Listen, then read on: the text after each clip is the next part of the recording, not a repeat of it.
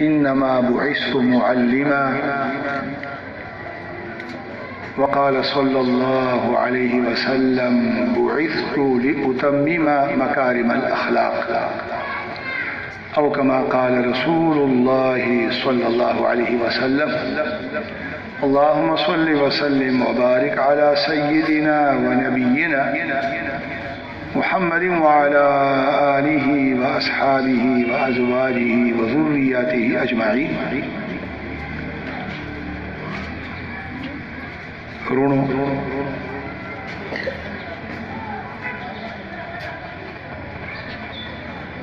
زما او ستاسو د دنیا د هر مسلمان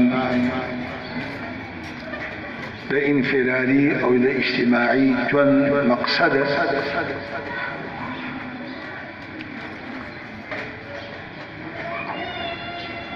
د خپل رب رضا، د محمد رسول الله صلی الله علیه وسلم د سنت اتباع، د الله د مخلوق خدمت.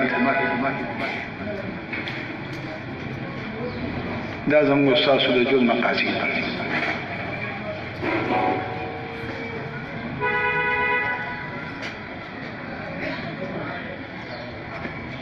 دا آدم علیه السلام لراوالا دا محمد رسول الله صلی الله علیه وسلم پوری سمر انبیاء چې الله دنیا ته راغلي دي، دا هر نبی او دا هر رسول دنیا ته دراتلو دا دو مقصدونه دي. یو تعلیم او دویم تربیت.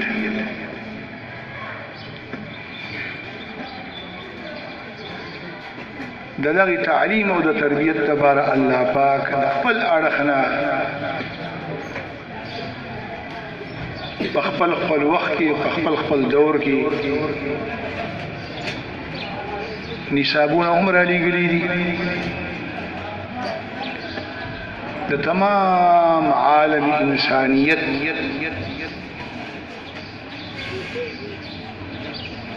د ژوند او د زندګۍ آخري ابدي او ازلي نصاب تعلیم او تربیت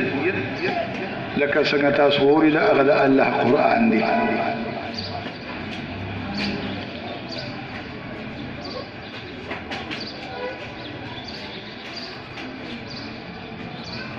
د قرآن نه بغیر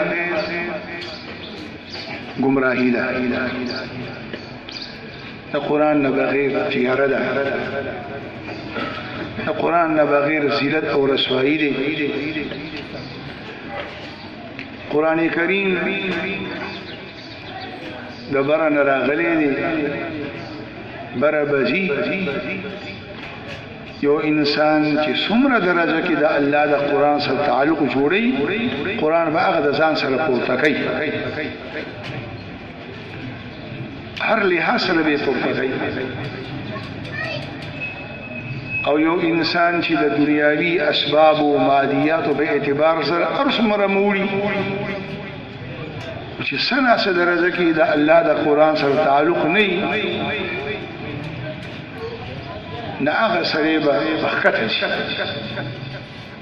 هر لحاظ سره.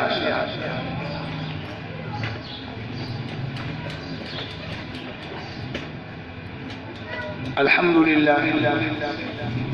مختصرا چې دا کوم ترتیب زموږ اساس مخې ته راغی، دا یو ډېر انقلابي ترتیب دی او دا هم اقا ترتیب دی دا کوم ترتیب نه چې د اسلام شروع او ابتدا شوی.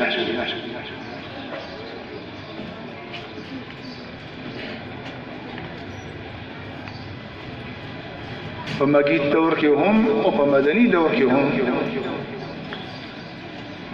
د نبی علیه الصلاۃ والسلام محنت، د صحابه محنت، اغم د دې خبرې نګیر شابیر تابعدو را تابعدو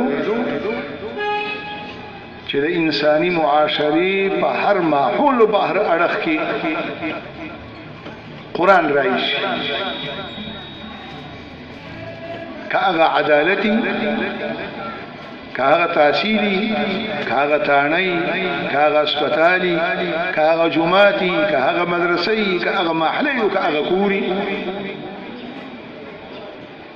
قرآن او د قرآن تعلیمات صرف جماعت د لپاره الله نه دی رالېږلي، د انسان د انساني معاشري هر اړخ ته الله قرآن رالېږلی دی.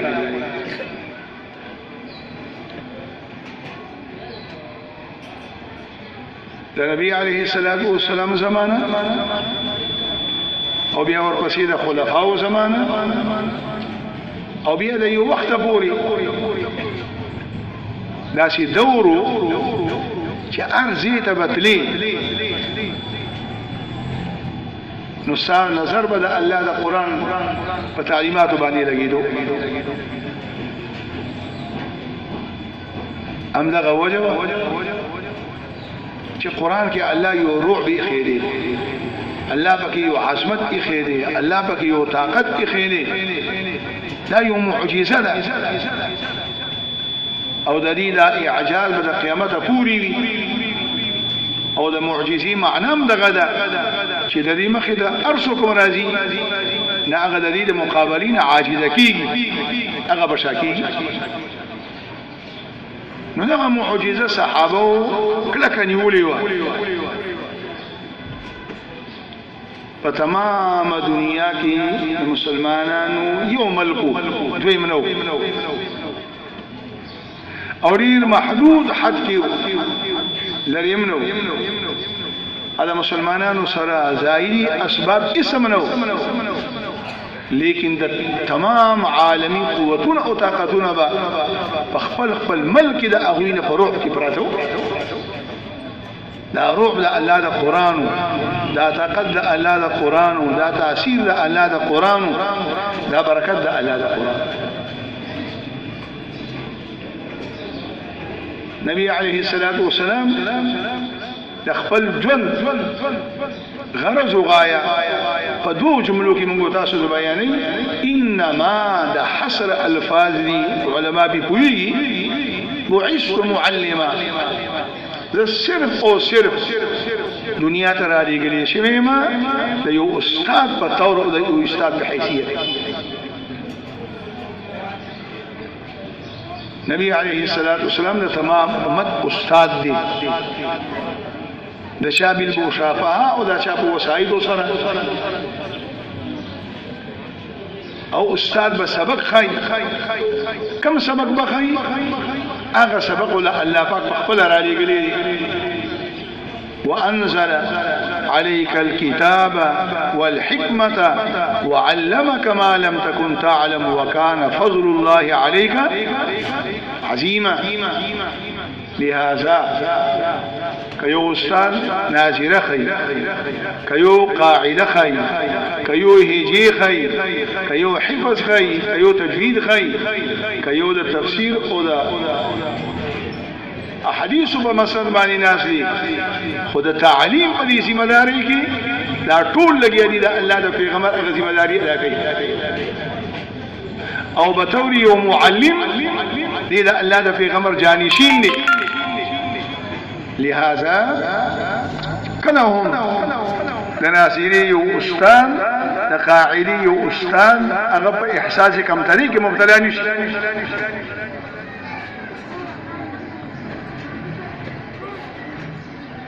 د خلکو په موټورو په منصبونو باندې دا هغه نظر پریوزي دی لګیا دي د نبی علیه الصلاۃ والسلام د جون او د بعثت هغه منی ذمہ داری ادا کوي. ناظره، هیجی او قاعده دا منی خخره ده، دا باقي ټول دیوال په بلغه خخره باندې ودرېږي. نه د ناظری کم استاد په کم جماعت کې په کم مصلی باندې یو ماشوم ته د ناظری دا غنومنی خخته کې خو نو کړي حافظ جوړيږي اول ثواب کې د دې کدی قاری جوړیږي اولنی ثواب به کې د دې کدی مفسر جوړیږي اولنی ثواب به کې د دې او دا سلسله روانه او نبی علیه الصلاۃ والسلام وی بعثت لأتمم مكارم الاخلاق ذا الله دی لرا لګلې ما چې زه خلقو ته بهترین خیسته اخلاق او خاين او هغه اخلاق د ابو انفرادي اجتماعي جون کې راشي دا الله د پیغمبر تعلیم نصاب تعلیم هم د الله قران دی او د الله د پیغمبر د تربیت نصاب تربیت هغه د الله قران دی عائشه صدیقه یو کس ته پوښ کوي ای موري مونږ ته د نبی علیه الصلاۃ والسلام اخلاق وخایا داغي اخلاق سو نو عائشه ورته کان خلقه القرآن دا الله د پیغمبر اخلاق هغه الله قرآن نو الحمدلله الله دې تاسو د اداري دا محنت قبولهم کی الله دې بکی برکت مواچي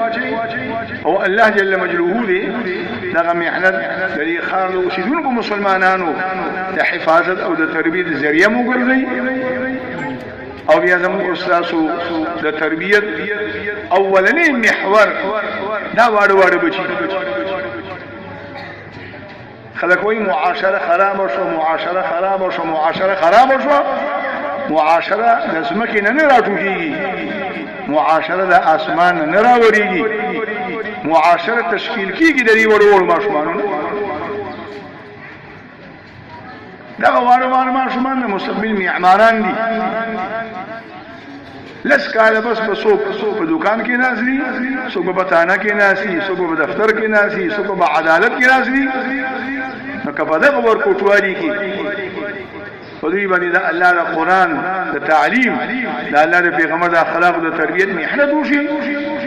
نو دا اثر باندې دوی پر رګ مینه کې باندې شرایط کړي بیا چې دی په عملی میدان کې په کم میدان کې قدم ګړي دا به د معاشري د خیر ذریعہ جوړيږي د هدایت ذریعہ به جوړيږي او نعوذ بالله ثم نعوذ بالله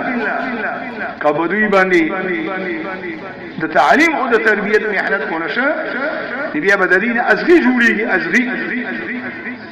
او دا ازغي به د ټولنه اول د مور د پلار په خپکیږي بیا به د ګوانی په خپکیږي بیا به د عام خلکو په خپکیږي لہذا یو صحیح معصوم دا الله د پیغمبر د نهج پرنا کې دا تعلیم او د تربیت دا د معصوم سره خیر دی دا د والدینو سره خیر دی دا د معاشري سره خیر دی دا د تمام امت د انسانیت سره خیر دی الحمدلله ثم الحمدلله یو دور یو زمانه دا چې وا انګريز چې کله د دې ملک نه تللو او د دیوبند علماء د قربانو په نه کې هغه مجبور شي چې نشه پاتې کېدي نو د طلوع وړاندې هغه یو جراثیم خوار کړ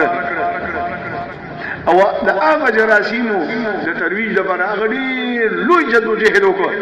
او د یو حد پر باغی کې کامیاب خپل لارم جراثیم پرې خول هغه جراثیم دو د خلکو په نظر کې لري ملک د اوسیدونکو مسلمانانو په سجینو کې دا ورواچوله چې دین او د دنیا هور او وبدي د دین تعلیم او د دنیا تعلیم هور او وبدي دا نشي جمع کېدی نو ډیره زمانه به داسې وه چې د دین زده کوونکو مولیانو او طالبانو ته به د دنیا تعلیم داسې ښکاره کېدو لکه کفر او ډیر ډیره زمانه داسې وه چې دنیادار خلکو ته به قرآن زده کول نعوذ بالله په ټول کې یو بېکار شي ښکاره کېدو او دا طالبان مولیان به ورته یو د معاصري یو بېکاره پورته ښکاره کېده الحمدلله ثم الحمدلله د تعلیم د تبلیغ د محنت پرنا کې او زموږ د دیوبند اکابر په د محنت پرنا کې یو خواري اصوله او دا خواري کیدا چې نن دغه خواري رنگ راوړي نه او نن په عملی میدان کې دغه ادارو انسانیت او د دې ملک خلکو دا خبر او خلنه چې په یو چار دیوارې کې د یو چت د سوري دنان دي په یو کرسي کې په یو ډکس باندې په یو اداره کې یو ماشوم کا انګریزي زده کولی شي چې قرآن یې زده کولی شي کله ساينس زده کولی شي د قرآن ترجمه یې زده کولی شي کله د انګریزي اشعار نظمونه ویلی شي د خپل پیغمبر نعتونه ویلی شي نه هغه بول الله ختم کړ اوس الحمدلله ثم الحمدلله دویمه محله کې هر دویمه کوڅه کې دغه سي اداري دي چې د دې خارو د دې وطن مسلمانانو بچو ته د دین د علم رڼا ورسي او د دنیا د علم رڼا ورسي او دغه سي بچي ان شاء الله چې سبار الوجي د دې مخسته معاشره په وجود کې راځي الله دې په دې خبرو باندې ما تاسو ټول ته د پوهې توفیق هم نصیب کړي بیا که جون زندگی وي ان شاء الله خبر په تفصیل سره کوو اوس موږ هم هغه مشران ته معلومه دي اهم ځای ته تللي اوس هم زریټ شوم الله پاک دې تاسو د اداره نورم کامیاب کړي او دا کوم نه چې تاسو شروع کړئ دا دې الله د خپل رضا وسیله او ذریعہ مو ګرځي او الله دې د ملک د عوامو د هدایت او د تربیت ذریعہ مو ګرځي ربنا تقبل منا انك انت السميع العليم وتب علينا انك انت التواب الرحيم